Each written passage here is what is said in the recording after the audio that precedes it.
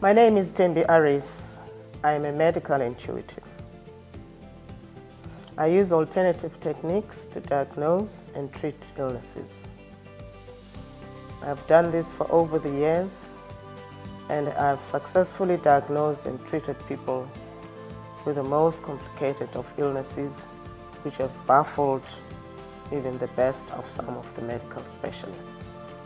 Join us on their journey to better health and renewed hope. This is Dr. Alternative. Welcome to Dr. Alternative. Welcome to Kabecha. We are back again this week with a topic on respiratory problems, breathing problems, if I may simplify that. Winter is known to be a time when lots of people suffer from breathing problems, and it's also known in the statistics that this is the period where a lot of people pass on, where people die because of respiratory issues. So that's the reason why we're covering it today. We'll come with a whole lot of things that can broaden your understanding of it and how best you can deal with these situations. So welcome. Hi viewers, thank you for tuning in on our Dr. Alternative show. We are back this week again with another interesting topic, and I will ask the questions as usual, and Thembi will answer on it. Thank you. As is the pattern, we have prepared this clip for you on respiratory problems. Please take a look.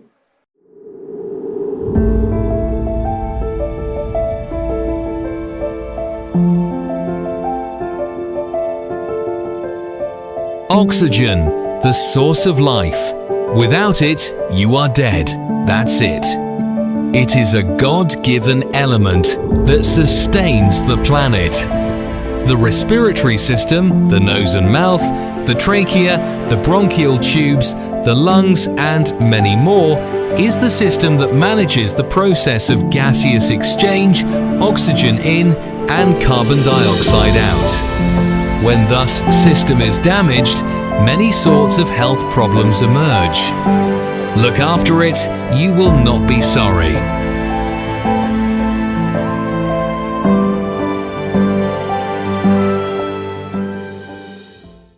Welcome back. As you can see on the clip, respiratory problems are not just only limited to asthma, as that seems to be the case. There is a lot of systems that are involved in causing respiratory problems, and we will touch on a few in a little bit more detail, but that is where we're coming from, and that's where we want to place you, so that when you cannot breathe properly, you know it does not necessarily mean you've got asthma. And also, most people will find that it's not just only coming from people, but even the doctors. Once a person cannot breathe, they're going to give you a pump, which in itself is not a bad idea under all circumstances, because if it's going to dilate your bronchial tubes so that you can breathe better in that particular moment, it is actually a lifesaver, or maybe in the hospital itself. So it doesn't mean it's all bad, but it's good for that particular instance where you cannot breathe, to help open up your chest. But subsequent to that, it's very important to know why are you where you are. So that's where we're going to be looking at in our discussion today, as Lorica will take us through with her questions. Okay, thank you very much, Thembi. When we talk about respiratory problems, people think about asthma. How dangerous is this assumption? Yeah. In fact, that's when you say I can't breathe, it seems to be symptomatic with I've got asthma. That's the belief. And this is dangerous because firstly, people that have got asthma, you find that they are placed on a chronic medication, which involves asthma pump. And you'll find that a person, once placed on that, then it's like a lifetime acceptance that this is how you're going to live your life without exploring if there is a possibility that it may be other things, you know. So it's a very dangerous situation in that because asthma pump in itself, you cannot, it actually, once you are dependent on those external supplies, that actually creates dependency. Yes. Where you find that something that you could have fixed, but because we are told it's not fixable, this is it, then you find that there is nothing that is explored beyond the assumption that you've got asthma, which would have taken you totally off the asthma pump dependence or the asthma medication dependence. So it's very, very, it's actually a very dangerous road to take. And it's not the fault of the patient, it's actually the fault of the health practitioner, fault of the doctors, you know. I'm just thinking at the top of my head, there's one lady, I think I touched on this in the previous shows, where it's a mother and a daughter. They were old clients of mine. So I hadn't seen them for a good few years. And then I saw, and then they came. In fact, they did not both come. It was the daughter who came again to see me. And then she reminded, of course I could not remember, you know, the mother. And even with her, I just recognized face because she was there. And then before I could give her the result, she said, I've got a message from my mother. And I said, okay, what? Yeah, what? She said, she is so sorry that she did not listen to you. She should have listened to you. And she regrets it. And I'm like, okay. Because she said when she came to see you, she was a known asthmatic patient. And she was on chronic medication for asthma. So she wanted you to help her off the medication dependence. But you told her she does not have asthma. And you told her she's got a cardiac problem. And she never believed you. She said she never, not even once, believed you. That's why she never even came back to buy. She never bought the medication. Now, a few years down the line, she says, my mother is now on pacemaker because the heart was not coping at all. So she's now on pacemaker. Now they're treating her for cardiac problems. So she's saying, if she had believed you then, she would not be where she is today. Yeah, so what I'm saying therefore is that because she accepted that she's asthmatic, here I come and I say, no, this is not asthma. Me, I'm gonna be treating the heart. She's like, she's never experienced anything with the heart, and there's no doctor who's ever mentioned anything with the heart. So here I come, as the medical intuitive, I tell her about the heart. So she just dismissed me like that. So only now does she realize that, in fact, when she started having heart problems, did she realize that, yes, like I should have listened to that lady. So that was the message from the daughter. But anyway, she's already on a pacemaker, so she didn't even think there was anything that could be done. So she's just gonna be up until that heart cannot be assisted by that pacemaker. Because it doesn't mean when you're on a pacemaker, automatically you are sorted. It means you're just helping that heart because it's not managing on its own to breathe at that speed. So you're just assisting. But why it is becoming weak, if you're not addressing that, it's going to get weak and weak and weaker and weaker up until that pacemaker is not assisted. So therefore, to answer your question, it's very dangerous to assume that when you've got breathing problems, you've got asthma. But you can't do anything if your doctor does not lead you towards the right diagnosis. Okay. Thank you. What would you describe as a respiratory problem? To simplify it, once you cannot get oxygen, because remember, life, we are held in life by oxygen, nothing else. I mean, water and food and all those are just secondary. But oxygen is the source of life. That's what holds us, keep us alive. True. Once you cannot have oxygen, you are gone. Yeah. So it is oxygen that is causing respiratory problems, the inability to get that oxygen. Doesn't matter whether it is what that's blocking. The ability to, or the inability to get oxygen, good supply of oxygen in your body, and it's your respiratory system that's receiving it. Remember, we get it, it's a supply, it's a divine supply, it's providential, it's provided by God. Yes.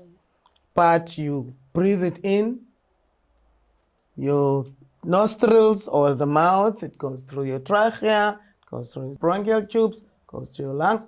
That's your respiratory system.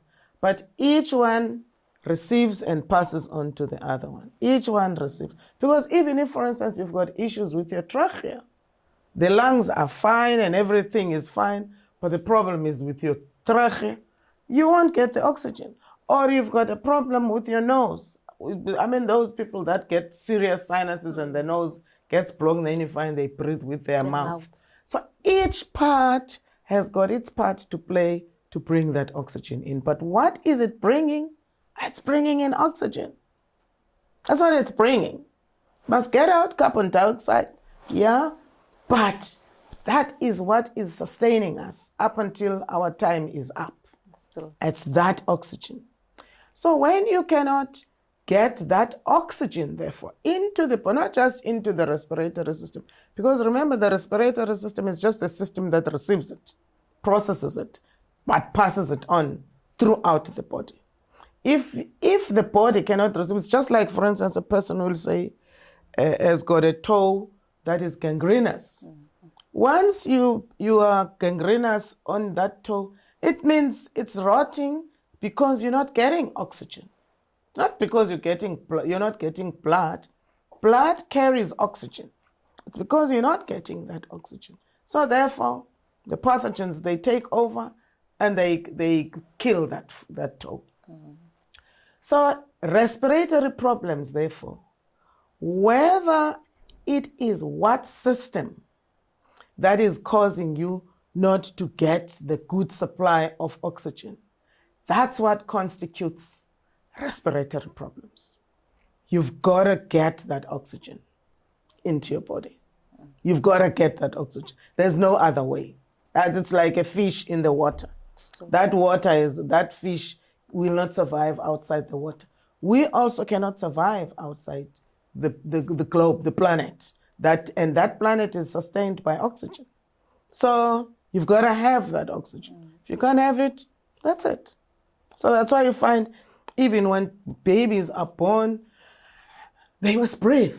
If they're not breathing, you must, beat them so that they can cry, because when they cry, the oxygen, that door is open.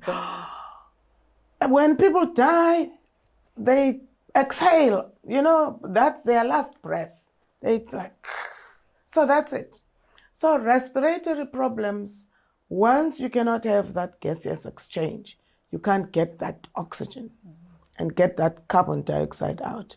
That's it. So that's what constitutes respiratory problems, not asthma. Asthma is just one vehicle that makes you unable to receive that oxygen. But all that you're fighting for, you're gasping for that air, you want that oxygen. So when you cannot, get that oxygen properly, irrespective of what is causing that. That's what constitutes respiratory problems. Okay. All right, thank you. This obviously touches a number of systems that may cause breathing problems. Can we run through a few of them? Yeah, it's a lot actually. Yeah. But because of time, let me start with the heart. I'm not going to talk about, well, maybe I can touch on asthma, because asthma is a known one. Asthma, what is asthma? Asthma, once your airways, your bronchial tubes get inflamed or get blocked by whatever, whether it is the smoke or it is the fluid or it is whatever. So if they get blocked and therefore cannot flush the oxygen through the passages, then you find you become asthmatic. I mean, you've got asthma, but it's your airways, your bronchial tubes. It's linked to your bronchial tubes getting to your lungs. So that's where the problem it comes up with asthma. But you'll find that in most cases, people that are asthmatic, there is a trigger. Okay. There's something that triggers it. Whether it is the smoke or it is the inflammation, whatever, or it is but there is a trigger that causes those passages to end up getting inflamed and therefore constricting, and those bronchodilators that you find they give people, they actually dilate those bronchial tubes so that it can pass, like COVID, for instance. COVID was not necessarily causing asthma, but it was messing up the passages, so that people could not be able to breathe. So asthma, therefore, is just a name that is a medical term that defines the inability for those airways to pass the oxygen through. Okay. Yeah, whatever is actually causing the trigger. But it's mostly limited to your bronchial system, from to your trachea, your bronchial system, not necessarily just the lungs. The lungs you find because the bronchi cannot pass to the lungs, then you get issues. But asthma attacks your bronchial system, the bronchial tubes, trachea, that's that system. But now, as I've said earlier, the inability to breathe is not only limited to those passages being affected. Yeah. Now you must remember those airways they bring in, but each part must take over. Okay. Each part must take over. Now, the heart, let's take the heart for instance. The heart does not get oxygen from the space, It gets it's delivered by the blood. But the blood will first collect from the lungs. Now your pulmonary vessels, because in the heart, remember the arteries, they bring oxygen to the body, but the veins, they bring carbon dioxide back. Okay, so these ones are carrying oxygens, these ones are depleted of oxygen. But when it comes to the heart, the pulmonary veins, they first collect from the heart. That's why you find that they're carrying oxygen, whereas in the body they're carrying carbon dioxide. Okay. But because they are the collectors, they bring back the deoxygenated oxygen. They first go via the lungs and they collect to bring to the arteries, to bring to the heart. Okay. And then the heart sends to the body. So that's where the confusion of pulmonary veins tend to cause people to be confused, because people know that veins, they bring deoxygenated blood. But how come they're carrying oxygen when it comes to the heart? It's because they collect oxygen first from the lungs, then they bring to your heart. So then the heart does not collect oxygen from outside your respirator, from your lungs. It's the lungs that bring through the pulmonary veins, so the heart then receives. But now the heart sends it where? It pumps throughout the body. Because like I've said earlier, that if your toe is not receiving oxygen, it's going to die. If your finger is not receiving oxygen, it's going to die. Any part of the body that does not get the oxygen supply, it dies. That's what causes gangrene, which is the tissue death. Okay. So when you've got heart problems, you're going to have breathing problems, just like this client that I was mentioning earlier. There's a lot of people that I see who have never been told that they've got heart problems, but who have got serious breathing problems. And some of them, they actually even end up depending on oxygen supply, depending on portable oxygen, because they cannot pump oxygen. And the focus is on the lungs. I can just give an example where the lungs are not the problem. I mean, people who are actually dependent on oxygen, a supply, on carrying that portable oxygen, because the lungs cannot pump sufficiently. And then the assumption is you've got the lungs are the culprit. The lungs are the victims. Not in every situation, but in heart situations where I've found so many people suffering from heart problems, but not diagnosed as having heart problems, but the focus is on the lungs because the lungs are affected. Now, I can just give an example of this. I was just talking about it to one of the clients who also has a similar problem, who's diagnosed with lung fibrosis, but it's the most recent client who's diagnosed with lung fibrosis, and yet the problem is coming from somewhere else. Good. So I was just talking to him about this particular client. This one is an old one. An old client who came to me with lung fibrosis. She already had a diagnosis of lung fibrosis and was a long-standing one with lung fibrosis. She was on oxygen dependency at 24 hours. She just could not be without. Whether she's sleeping, because her lungs could not pump, oxygen enough. And she was told, once you have lung fibrosis, that's it. Because the fibrosis, that means those lungs are scarred. When they are scarred, they cannot dilate and contract. They're supposed to. But when they're scarring, that part that's supposed to contract does not contract properly because there's a scar. That's why they tell you, once you have lung fibrosis, that's it. They're going to keep on increasing the size of the cylinder up until it cannot help you anymore. So this was the case with this lady when she came to see me, and it was the heart. I tell her, the lungs are not the culprit here. The lungs are the victims. The problem is the heart. This was another one who didn't believe me at that stage. But what made her to give it her try was because conventional said, there's nothing we can do.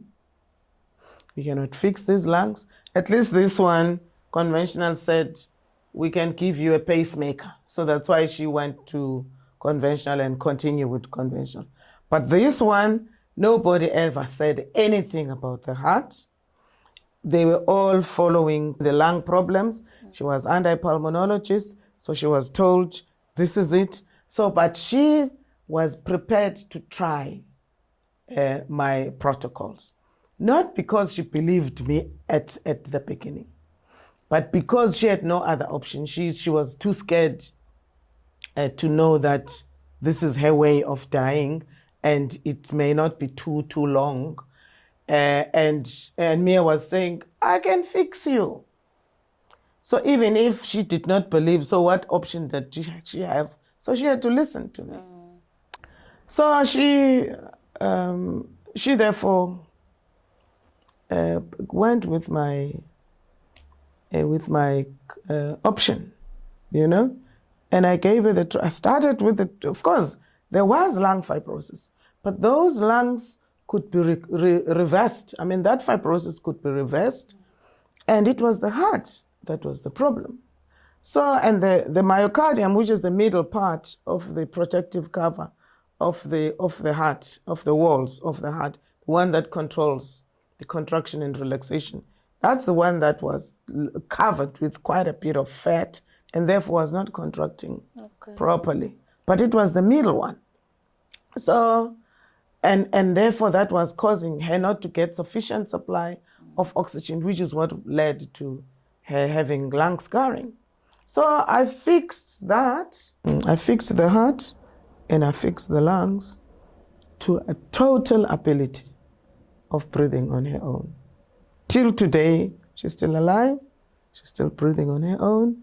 Her pulmonologist could not believe. Up until she told him that it was me who fixed her, it was not their medication that fixed them. Otherwise, they were going to write a paper. And she said, "Oh, my pulmonologist said, it's unprecedented. Nothing like this has ever happened in the history of medicine." So he was going to write a paper up until she told him that, "No, I stopped your medication 8 months back." So it's this lady who has fixed me. So what I'm getting at is the heart is big in causing respiratory issues. And there's a lot of misdiagnosis of the heart, particularly in people with lung fibrosis. You've got to know why are your lungs getting scarred. You've got to know that. Let's go for a break. When we come back, we look at other systems. If you are fructose intolerant, you should not eat fruit. Otherwise, it will harm your health extensively. This is a genetic disorder directly connected to ADALase enzyme deficiency. Diseases including tissue cancer. My name is Rachel. I am 35. Well, I was diagnosed with GIST, which is gastrointestinal stromal tumours.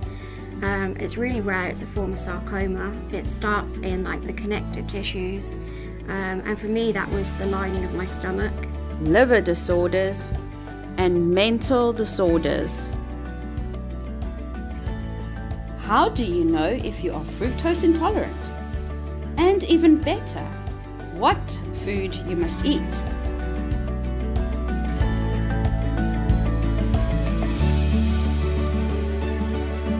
Welcome back. We are talking about respiratory problems and how easy it is for doctors to misdiagnose it as asthma.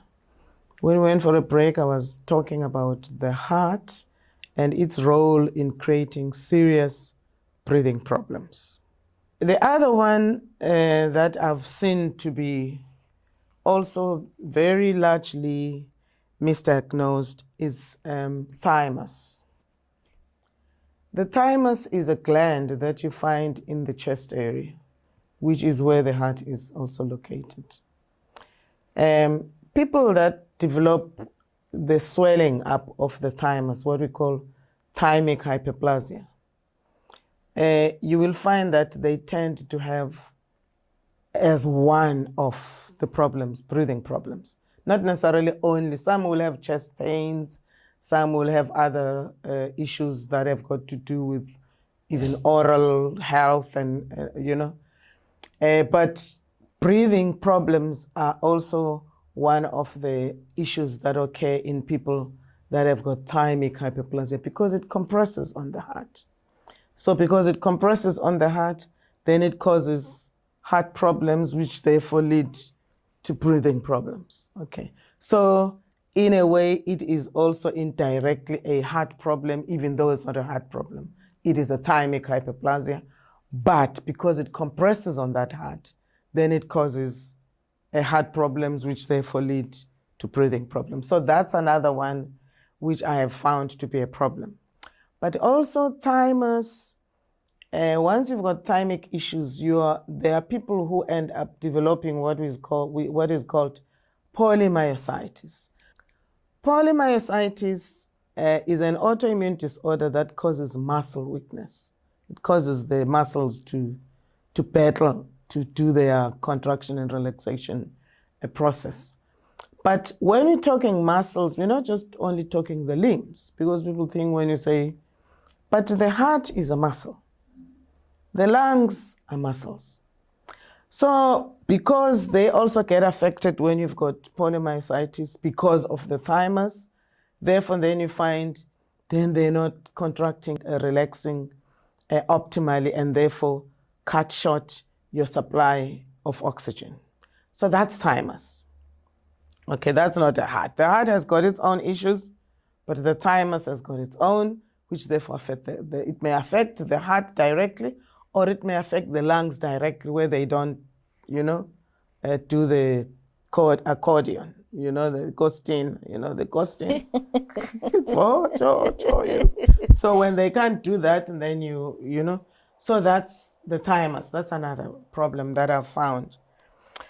And then the other one, I'm actually selecting the ones that are not very easy to diagnose. That is particularly for conventional medicine. Okay. Thymus is a big one because of because of polymyositis, besides the compression.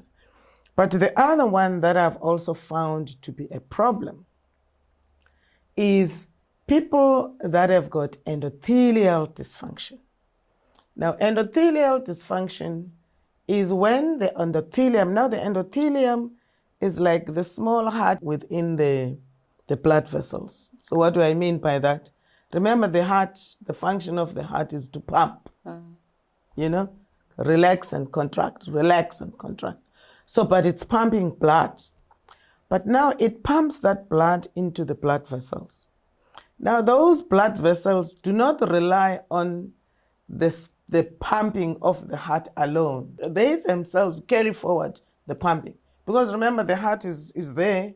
So how powerful can it be to pump throughout the body on its own, and to be able to reach every part at the speed that is necessary without assistance? You see, it won't be able to do that. So that's where the endothelium comes in, because the endothelium is the pumping, is your pump within the blood vessels. So the heart pump into the blood vessels, and the endothelium within the blood vessels pump forward. So every blood vessel has got the endothelium to do the pumping forward. So therefore, when you've got endothelial dysfunction, then you will find you will also have issues of the breathing, depending on which part of the blood vessels are actually affected. I do get cases of people that have got no issues with the heart, but issues with the pulmonary vessels, okay, which are the blood vessels. So where you find, and then I'll ask, have you ever been? No, I've not been. But then you find, because the heart is itself doing its part, but the pulmonary vessels are now the ones that are the culprits, because they've got that problem of endothelial dysfunction. Therefore, they are not doing their forward pumping. Then you sit with breathing issues. So in situations like that, Gelorika, you'll find you can't just think you're going to fix by just giving the asthma pump so that you're getting that oxygen. No, because that is why you find that people, you find they are there for life. That's true. Because if that endothelium is not attended to end up assisting with the forward pumping, and then all that you get is asthma pump, so that you get at that time. That's why you find the person will pump and say, I feel better. And then shortly they must again, because it's not really assisting the whole system. It's just giving you that part, that little bit that you need at that time. And then the body will carry forward, but then you find you need again. So you can't think you will fix with asthma pump. Okay, so that's why therefore these ones that I'm bringing up are the ones which are quite complex, which you find it's not easy for your conventional medical doctor to just get there.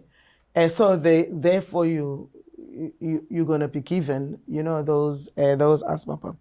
So endothelial dysfunction, therefore, is one of those. Okay. And then the other one, which is also very difficult to detect, is sickle cell syndrome. Okay, because sickle cell affects the blood the blood cells, not the blood vessels, not the pipe, The cells. but the cell itself. Because remember, the cells have got to they make blood, but that blood is the one that carries that oxygen in your iron, in hemoglobin. Because remember, blood does not carry oxygen. It's iron in the blood that carries oxygen. Okay. So therefore, when you've got sickle cell syndrome, that means some of your red blood cells are abnormal. They're open. They're not. They must be closed, totally closed, like a disc. But people that have got sickle cell syndrome, you find it's like a sickle. The one part is open, and therefore that blood cell is abnormal, so it dies quickly, and therefore it gives a shortage of enough blood cells to make and to carry that blood. So therefore, when you've got sickle cell, that gets stuck on the blood vessel, it blocks the flow of the oxygen. Therefore, you're going to have seriousness of shortness of breath. But there it depends on where the sickle cell is actually stuck. Doesn't mean the sickle cell will only be stuck in your respiratory area. It may be stuck on the leg, it may be stuck in the brain, it may be, yeah. But if it is stuck in your respiratory region, you're going to have the shortness of breath that's just going to blow the mind, because that blood is not passing, because that cell is stuck on the blood vessel. So people with sickle cell syndrome also will have shortness of breath. So you can't fix by just doing the asthma pump. So that's another complicated one, because you've got to know that this person has got, and remember, sickle cell is a gene mutation problem. So you've got to know this person is having sickle cell. And those are the people that you also find they sit with sickle cell anemia. Anemia, that means you've got iron shortage. People that have got iron deficiency, irrespective of what is causing you to have that type of iron deficiency, then it means you're going to be short of oxygen. Because like I've said, iron is the transporter, is the truck that carries oxygen, but it's in the blood. So the blood is the road, the iron is the truck. Okay. So when therefore you're not having a good enough truck to bring that oxygen, even though the blood is there, you're going to be short of oxygen. So iron deficiency is also one of those. So whether it is because of sickle cell syndrome, or it is because of other liver-related problems, or blood formation problems in the bone marrow, that must also be traced. Okay. So people with iron deficiency, therefore, will also have problems. Also, people with liver problems. These people who drink too much, they've got no idea of how many systems are actually affected by alcohol or drugs. So the liver is one of those. Now remember, the liver has got a lot of functions. One of the functions of the liver is to maintain the fluid balance. It's not just only the renal system, it's your kidneys that are maintaining the fluid balance, or your lymphatic system. All these systems, they work hand in hand in maintaining a fluid balance. But the liver, just to take the liver out of those, the liver produces albumin. Now, albumin is the protein that keeps fluid within the blood, that maintains fluid within the blood. So once you've got issues of albumin, When it's short, you're going to have breathing issues because that fluid, or if it's too much, you're also going to have breathing issues. Because particularly with albumin, when you've got serious issues of albumin shortage or too much of albumin production, you'll find you will have issues of shortness of breath. But how does it join in that route? Albumin is produced by the liver. It is involved in fluid maintenance within your blood, but it is managed in your kidneys because it follows the cycle of the cardiovascular. So when it gets to your kidneys, the nephrons, if they are not affected, they are still in a good standing, then they will only filter the water, the urine, but the albumin will be recycled, will go back. But when there's something wrong with your nephrons, then you find you will lose that albumin, then the kidneys come in. They also create their own problem. So these systems, they work hand in hand. But that liver is very much involved in maintaining the fluid balance in your body. That's why you'll find that people will end up developing big stomach. And then they say, the stomach, you've got ascites. That is, you're retaining fluids.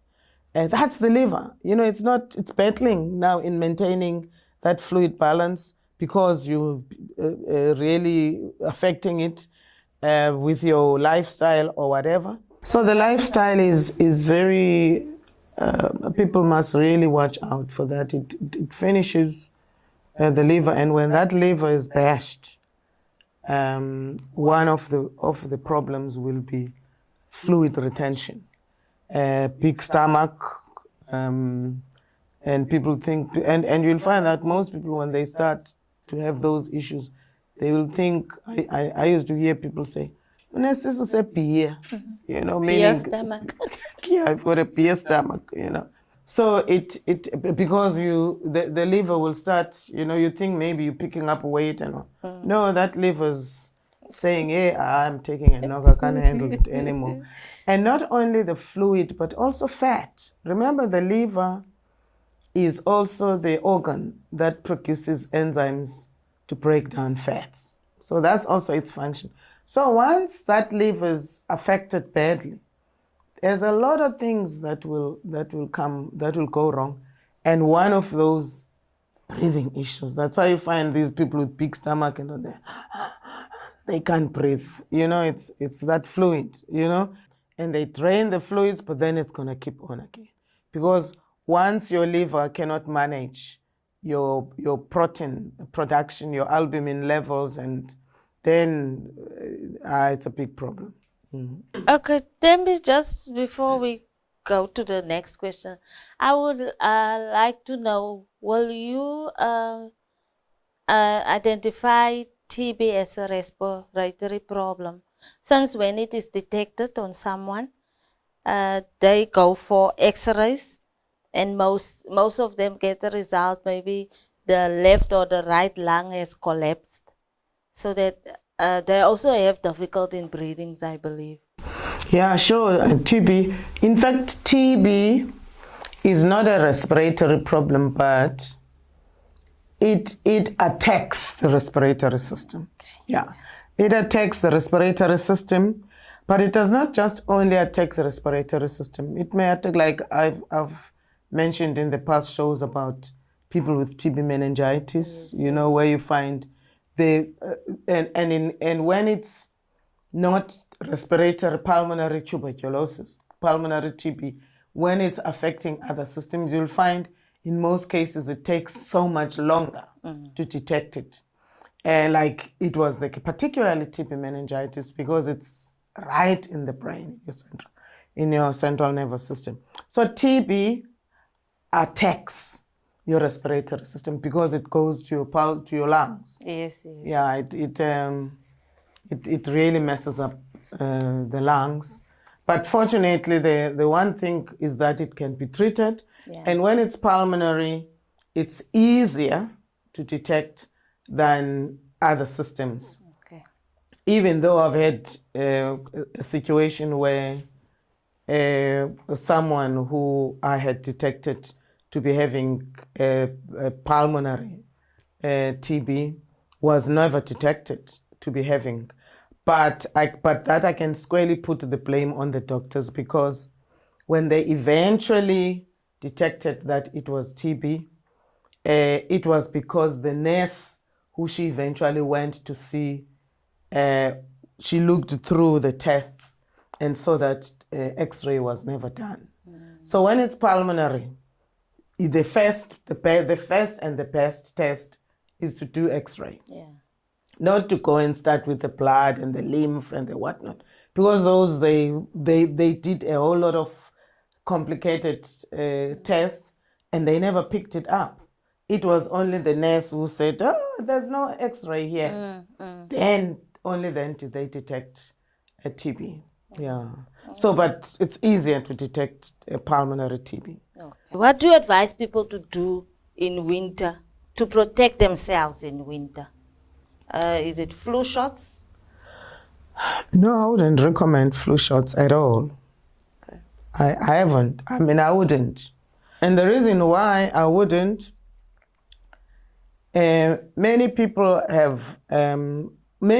that have, I remember my priest who I had told shouldn't, but I think he, or maybe, I don't know if it was too late or it was the order from there, because remember they belong to a certain order, and if the instruction is that they must go for, then you cannot say, I don't want to go. I don't know. I think I would say, I'm not going. No, seriously, personally, I mean, but it's their order. But also, I don't know if they would force them to take the flu shot. I don't know, but he was just sharing with me that he took the flu shot. Did he get sick? Did he really get sick? And he said, never again. So, but I don't, but the reason why I don't advise people to take a flu shot is because, firstly, you must understand that when you take that vaccine, you're getting a little bit, a teeny bit of that particular virus that you're being protected from. So that you get a dot of a flu virus. So now, meaning you're preparing your body to fight that. But because it is so tiny, it is so minute, the assumption is that the body is strong enough to be able to kill that virus. But now, once it has killed the virus, and then it will store that information in its memory, so that when the virus, the flu actually attacks you, the body will say, oh, we remember how we dealt with this one. Then it goes and throws the information from its file and then deal with the virus successfully.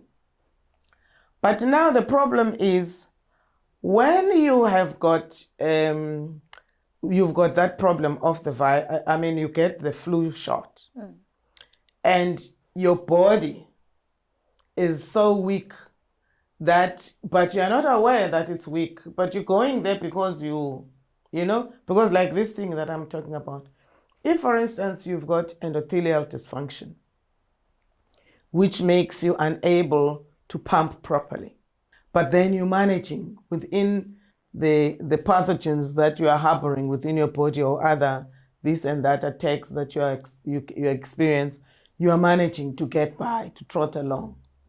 And now here you put the virus, the flu shot that's just going to send that body to perform even, it's managing, you know, with a strife on what it is dealing with at this point.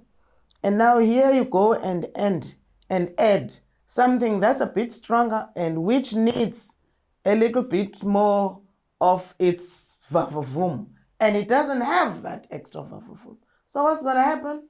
How your body is going to crash. That's true. Which is why you find people actually get worse rather than getting better. And they end up having serious flu with all the symptoms, because that's what happened to my priest. I ended up having, and yet I did not have when I went. That's why you find in most cases, when you go for that flu shot, they say that you must make sure you are totally healthy. You are clean from the shot. But in most cases, people believe they are healthy, and yet they are as sick as anything, but with no symptoms that are manifesting yet. So I don't encourage putting anything in your body that is a health scare without you being certain. Even if you are certain, don't bring a scare to the body. The body, when it is strong enough and good enough, when that serious one of the flu comes to your body, you find you're going to deal with it without it affecting you, because your body is strong enough. You don't need to prepare the body with a teeny-weeny thing so that when the serious flu comes, then you say you're going to prepare the body, give your body all the strong abilities, fortify your body with the diet, for starters, with the diet, fortify it with the proper lifestyle, get enough oxygen, exercise, get this and that. Even the other thing that I advise people on all these rats, what do you call them? Erat. They call them erat. I don't know, but all these concoctions. Okay, rats. Yeah, that people are using in Kosovo. They say, rat, So I don't know if it's... in Afrikaans, it's Afrikaans word. As the rat, R-A-A-D, rat. Yeah. Okay. Okay, so that's where it's coming from. Okay.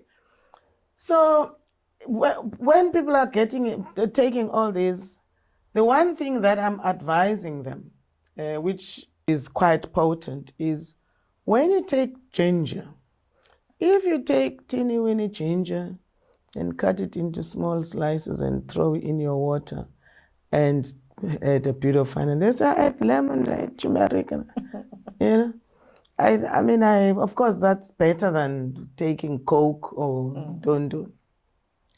But if you're not feeling well, you've got to take ginger as in ginger, not teeny-weeny. When I mean ginger, people can take ginger and remove the peel and take a root, the root, and put in the blender, throw in still water and blend it as smoothie, and then drink that. That's ginger, not these few slices of ginger throw in there and then you think you're taking ginger. You need a ginger smoothie to be able to handle, and you'll be shocked at how effective it is, in dealing with inflammation. It knocks left, right, and center. So those are the things that I would advise to people, that instead of taking a flu shot, prepare that body. Make it strong enough to be able to handle whatever attacks it when it comes. People never believe me when I used to tell them that I would sleep next to a person who's as riddled by flu as anything, and it would not touch me, because my body is strong enough to be able to. It's got a bodyguard that's standing at the entry.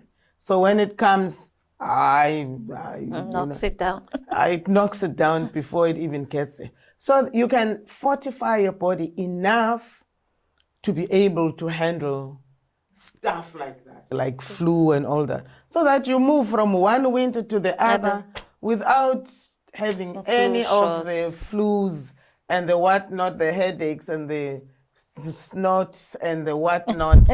Throughout the winter, you don't experience any of that. It's true, It's your health. I mean, it's how you handle your lifestyle. Well, that's where we end our show today.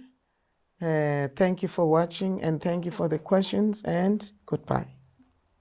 Thank you, viewers, for tuning in. Till next time. Bye.